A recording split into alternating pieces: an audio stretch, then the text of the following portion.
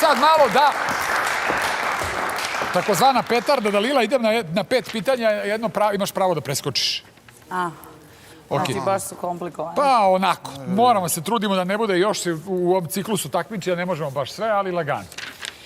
Osim Dejana, ko ti je bio najveći ljubav u životu? Pa ovaj bivši momak što imam tetovažu njegovu. Aha, ime? Baš moram. Ne moraš, ajde. A dobro, mislim, čita se, ajde, Aldin se zove. Aldin. Da. Vidiš, nema mene. Pa nisi zaslužio, prekratko ste bili. Koji sam kao najveća zaljubljenost. To je najveća ljubav. Ljubav koja je bilo u pitanju i godine. Šalica opuštana. Dalila, oceni na skali od 1 do 10 kakav je Filip ljubavnik, mislimo u krevetu.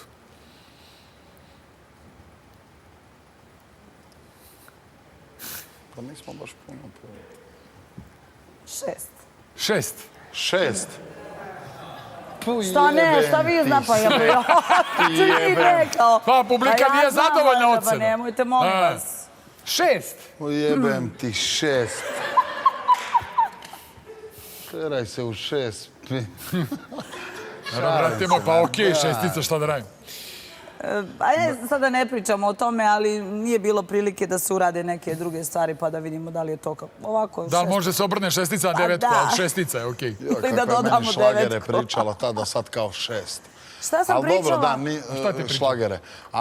Šta sam pričala? Nikad nismo pričali o intimnom odnosu našem, osim da bi kao bili na polju i ovo i ono i šta bi bilo kad bi bilo. Okej, pitaću tebe poslije.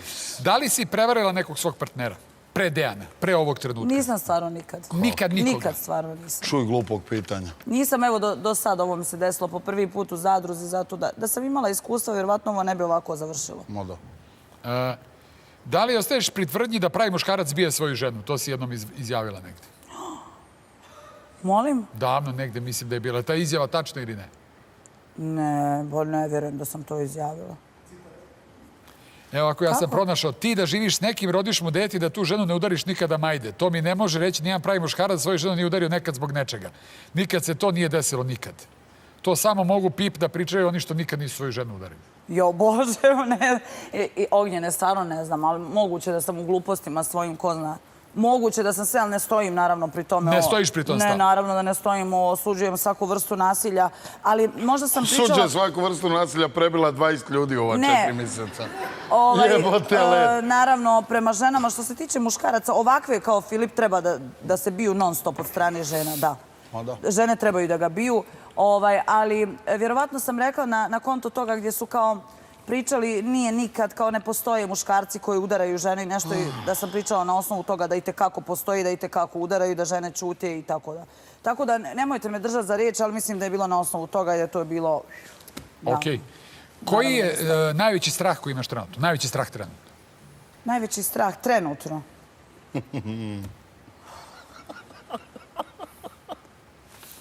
Najveći strah trenutno koji imam? Pa trenutno od izlaska iz realitija. Onako da mislim unaprijed. Šta misliš sad u ovom trenutku da će biti? U ovom trenutku? Da. Pa ne mislim stvarno ništa. Kažem ti, najviše se plašim toga. Samog izlaska tog trenutka? Pa samog izlaska i generalno života u zadruzi. Toga me baš onako strah. Dobro. Hvala. Care, da li smatraš da si fizički najjači muškarac u kući? Vidi, s obzirom da zbilja, ali zbilja, ja se cijeli život bavio ognjene sportom i to, ali stvarno zadnjih 4-5 godina nisam trenirao i nisam se aktivno bavio sportom.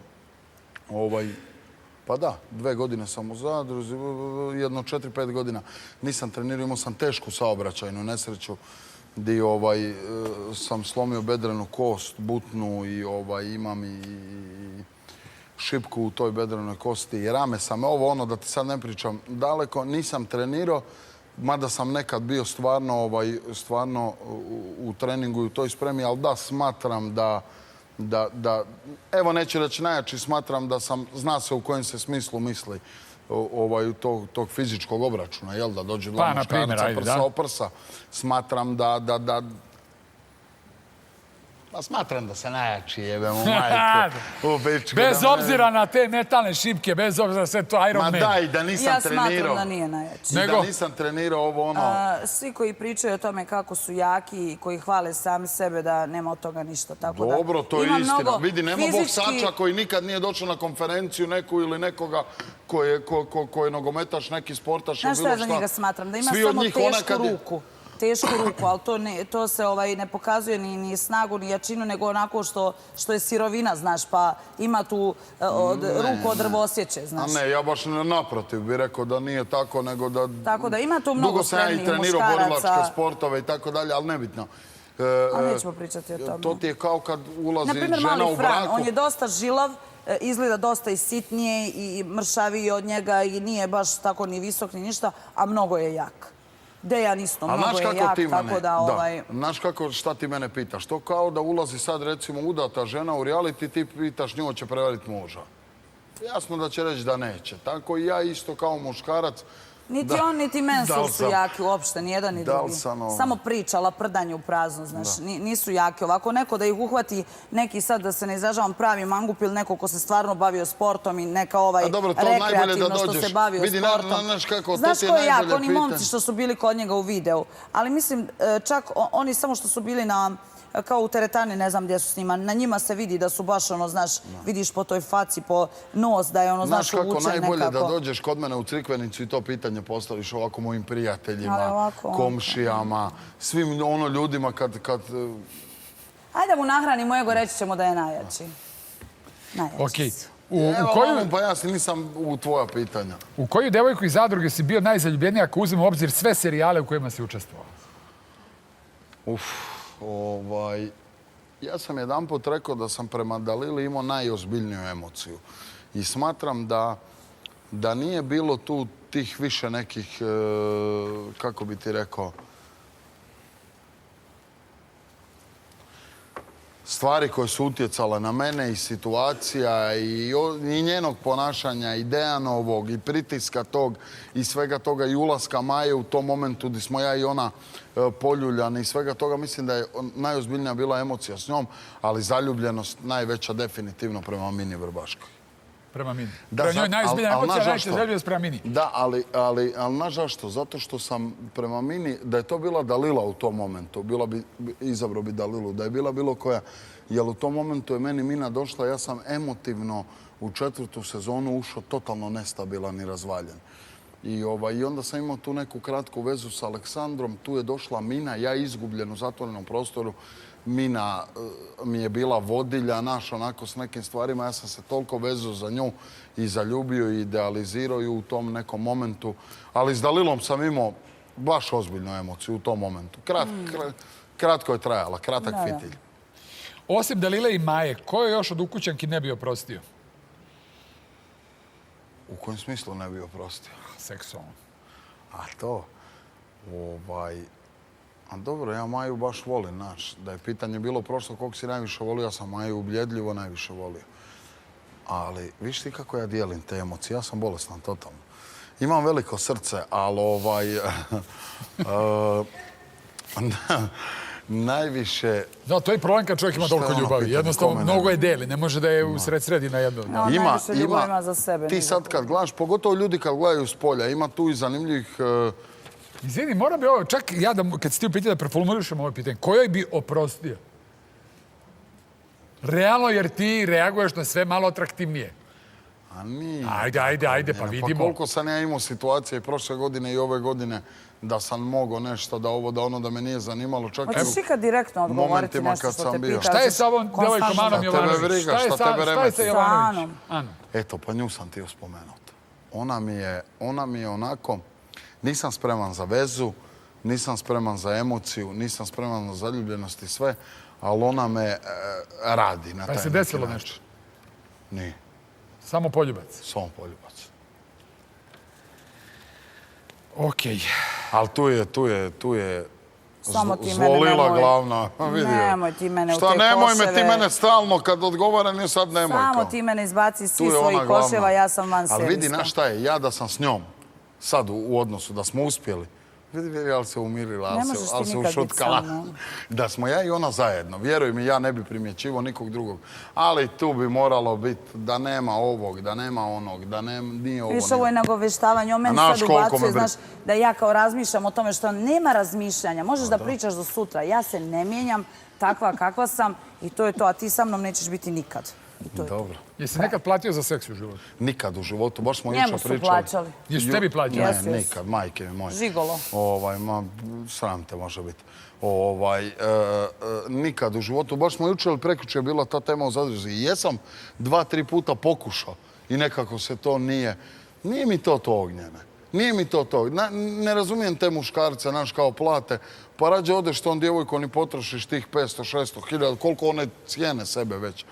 Pa potrošiš s njima na nešto, pa ih šarmiraš tokom toga, pa će se desiti to. Nego sad da dođeš, to ko u poštu kad ideš. Ne mogu shvatiti uopće taj odnos. Da. Dobro, evo i posljednje pitanje od ovih 5. Najveće S koje se napravi u životu zadruga se ne računa, ono kao pips. Mimo zadruge. Napravio sam toliko sranja u zadruzi i van zadruge, da to ne bi pas maslom mogao pojesti. A koje ti smatraš za najveće? Pa vidi, brate...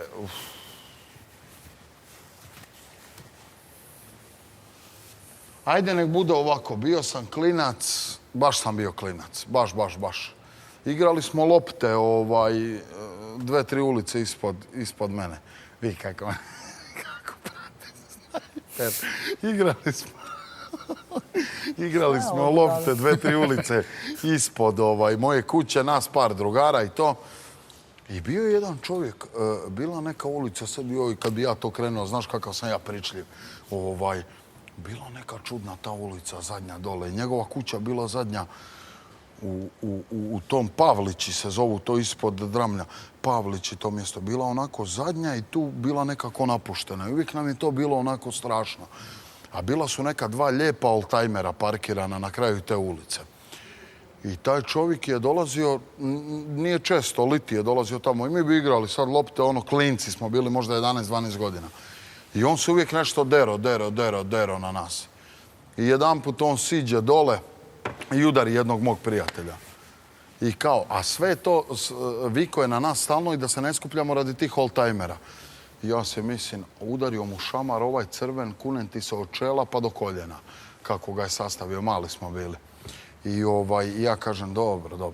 I on ode gore u kuću i ja mu zapalim oldtimera. Zapališ? Zapalim mu. Bila neka jakna na haubi od oldtimera, ja zapalim jaknu, probam otvoriti vrata, otvorim vrata, vidim ja jebote, otvaraju se i vrata, zapalim i sic. Izgori, druže, oldtimer, bili sa mnom, pozdravljam te prijatelje, Torbica, Edin, Davor, Sučić, ne znam ko sve. Znači, gori oldtimer, puca sve gume, sve, mi imamo 11 godina, dolaze vatrogasci, policija i sve. Pa je li to za badnji dan bilo? Jeste zato budili? Ne, kaki, to je bilo nešto drugo. To je nešto drugo, da. Znači, ne treba se šaliti s tom. Tad mi nije došla ni... Nemojte, s njim se samo nemojte šaliti, sve ostalo Ej, pazi, a ja doma, kad sam život. shvatio, ja se doma došao i tresem se ovako. Joj, šta sam napravio, i oni. Niti nam došla policija, niti iko ikad pitao za to. čovjek nije prijavio. Ništa, to tako ostalo. Došli vatrogasci, to pogasili. Ovaj valjda nije prijavio policiji. Eto. To tako. Pa, ako ovaj slučaj nije zataškan, kao... Da. Imamo Zaboravljeni slučaj, Amerika. Imamo rješenje upravo. Dobro, hvala, bilo je ovo iskreno.